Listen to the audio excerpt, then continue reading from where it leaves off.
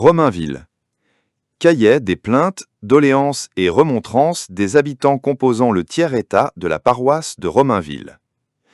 Nous, habitants de la paroisse de Romainville, assemblés aujourd'hui pour conférer sur les remontrances et doléances que nous aurions à former et ensuite les représenter à la nation assemblée aux États généraux, avons arrêté d'une voix unanime les représentations suivantes. Article 1er. Nous demandons que les impôts qui seront consentis par les États généraux soient supportés également par la noblesse, le clergé et le tiers-état, proportionnellement à leur fortune, sans distinction d'aucune espèce de bien et sans aucune exception ni restriction en faveur de qui que ce soit, nonobstant tout affranchissement et abonnement. Article 2. Qu'il soit établi dans la province de l'Île-de-France des États provinciaux dont la forme, l'organisation et les opérations seront ordonnées par les États généraux. Article 3. Que le sort de messieurs les curés et de messieurs les vicaires soit amélioré et que l'on défende expressément la pluralité des offices et bénéfices et qu'on oblige les ecclésiastiques à la résidence. Article 4. Que dans chaque paroisse de 200 feux et au-dessous, il soit établi un hospice desservi par une ou deux sœurs de la charité qui, par leurs soins et leur piété, rendraient à ces paroissiens de bons ouvriers, qui périssent victimes de l'ignorance et du défaut de soins, qui d'ailleurs élèveraient les jeunes filles dans les sentiments de religion, de travail et d'instruction, capables de les rendre un jour utiles à leur paroisse. L'administration de cet hospice serait confiée aux curés, seigneurs et syndics des paroisses et les dépenses en seraient prises sur les biens ecclésiastiques ou ainsi qu'il sera ordonné par les États généraux. Article 5. Que la régie des aides et droits y réunis, surtout le gros manquant, la gabelle et l'impôt sur le tabac, soient supprimés. Article 6. Que la taille de propriété, d'exploitation et d'industrie, les impositions accessoires, la capitation, le 20e, tant sur les biens-fonds que d'industrie, soient supprimés et que ces suppressions soient remplacées par quelque impôt général supporté en commun et ordonné par les États généraux. Article 7. Qu'il soit accordé une exemption d'impôt personnel en faveur des pères et mères qui ont 10 enfants vivants. Article 8. Que la milice forcée soit abolie et remplacée par une milice provinciale et volontaire à laquelle tout le monde contribuera suivant les ordres des États généraux. Article 9. Qu'il soit pourvu aux abus qui naissent de l'exportation des grains et comprennent les moyens d'empêcher la disette ou au moins la cherté des grains de première nécessité dont la France est menacée en ce moment. Article 10. Que, vu les dommages considérables que le gibier et surtout les lièvres, lapins et perdrix causent aux fruits de la campagne, les capitaineries soient supprimées, ainsi que la chasse des seigneurs particuliers sous telle modification qui sera jugée par les États généraux. Article 11. Que tous ceux qui ont droit de colombier soient tenus de tenir leurs pigeons renfermés dans les temps où leur liberté peut devenir nuisible. Article 12. Qu'il ne sera imposé aucune charge locale sans le consentement des habitants payant au moins les 2/3 des impositions. Article 13. Qu'il sera formé un vœu pour que l'on prenne les moyens les plus efficaces pour détruire la mendicité. Article 14.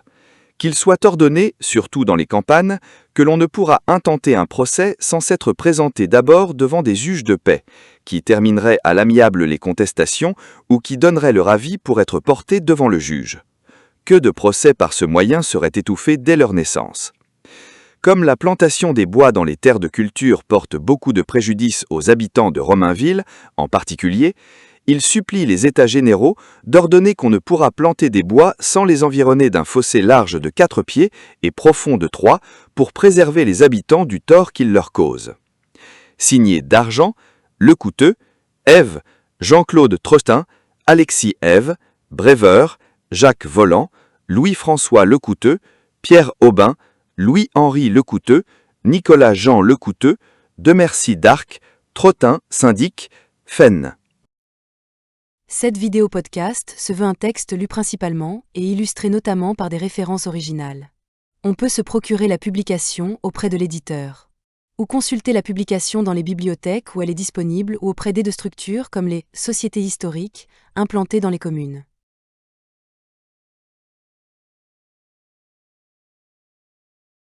Quelques notions utilisées. Aide, impôt sur la consommation et la circulation des denrées dont les taux et l'assiette sont d'une grande complexité. Les boissons sont les denrées les plus imposées et les plus impopulaires, les droits sur les boissons consommées par le producteur au-delà de la quantité fixée pour sa consommation personnelle. Sa perception peut s'accompagner de contrôles et de perquisitions très mal supportés par la population.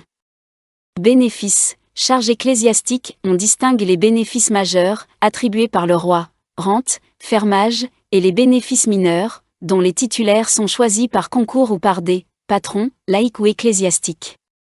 Beaucoup sont donnés à des laïcs à charge pour eux de trouver un desservant et de l'entretenir, portion congrue, appelée gros du curé. Capitation, impôt direct créé par Louis XIV en 1695, au XVIIIe siècle, le clergé et la noblesse obtiennent divers adoucissements, la capitation est essentiellement payée par le tiers-état. Casuel, redevance payée au clergé à l'occasion de cérémonies religieuses, baptême, mariage, enterrement, messe, variable en nombre et en prix. Les fidèles répugnent à payer le casuel en plus de la dîme, beaucoup de prêtres non titulaires de bénéfices reversent une partie des dîmes aux bénéficiaires sous forme de portions congrues. Champart, redevance en nature levée par le seigneur sur certaines terres, avec la dîme, la principale redevance en nature. Colombier, droit d'avoir un colombier et des pigeons, généralement réservés aux seigneurs ou justiciers. Les particuliers ne peuvent avoir que des pigeons en simple volière semi-domestique. Les cahiers de doléances se plaignent des dégâts causés par les pigeons aux récoltes. Corvée, obligation d'effectuer, pour le compte du roi ou d'un seigneur, des travaux d'entretien ou de construction, généralement sur les voies de communication. La plus répandue est la corvée royale, grand chemin, qui oblige chaque communauté à fournir un certain nombre de jours de main-d'œuvre.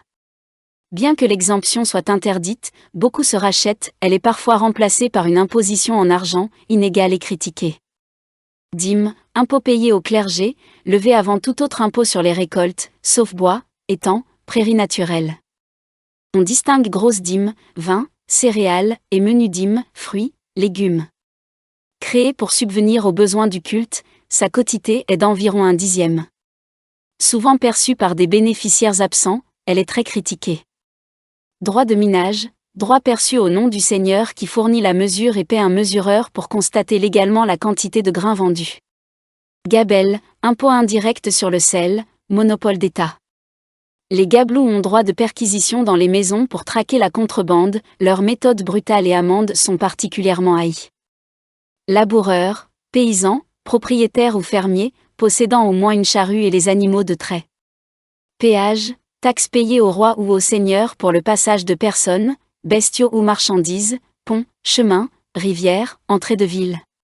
Plaisir de sa majesté ou du roi, désigne habituellement la chasse royale, on dit aussi plaisir de chasse. Regratier, vendeur de sel au détail, achète ce droit aux fermiers des gabelles. Syndic, représentant en justice de la communauté rurale, à l'origine élu, de plus en plus désigné par l'intendant, préside l'assemblée des paroisses. Taille, impôt direct depuis 1439, roturier par excellence, attaché à la personne du roturier selon ses revenus estimés, exempte noblesse, clergé et nombreux officiers bourgeois.